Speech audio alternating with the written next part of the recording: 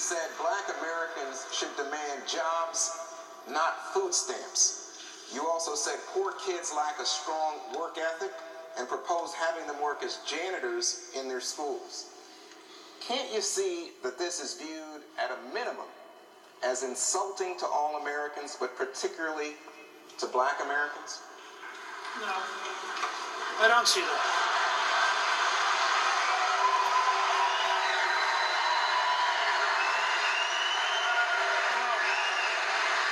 My daughter, Jackie, who's sitting back there, Jackie Cushman, reminded me that her first job was at First Baptist Church in Carrollton, Georgia, doing janitorial work at 13.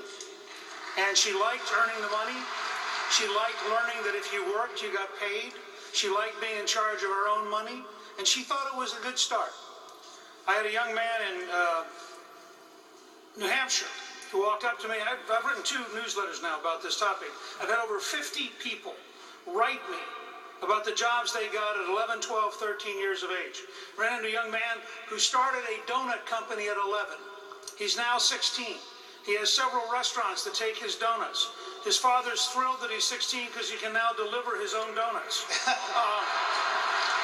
What I tried to say, and I think it's fascinating because Joe Klein reminded me that this started with an article he wrote 20 years ago.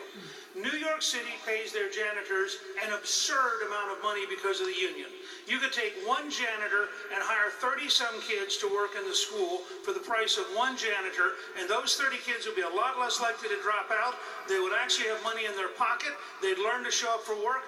They could do light janitorial duty. They could work in the cafeteria. They could work in the front office. They could work in the library. They'd be getting money, which is a good thing if you're poor. Only the elites despise earning money.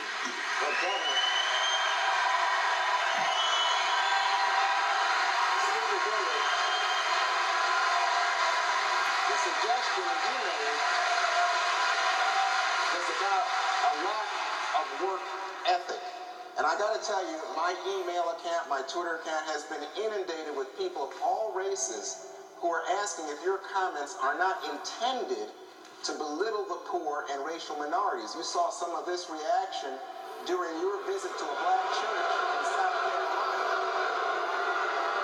You saw some of this during your visit to a black church in South Carolina, where a woman asked you why you refer to President Obama as the food stamp president. It sounds as if you are seeking to belittle people. Well,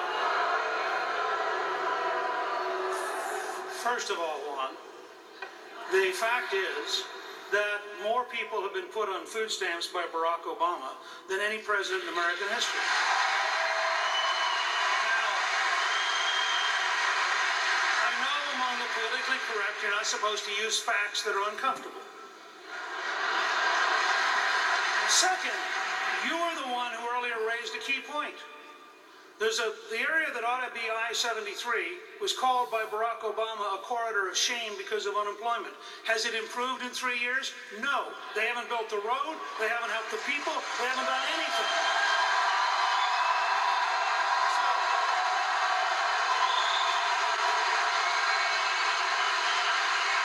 Finish your thought. One last thing. Yes, sir. So here's my point.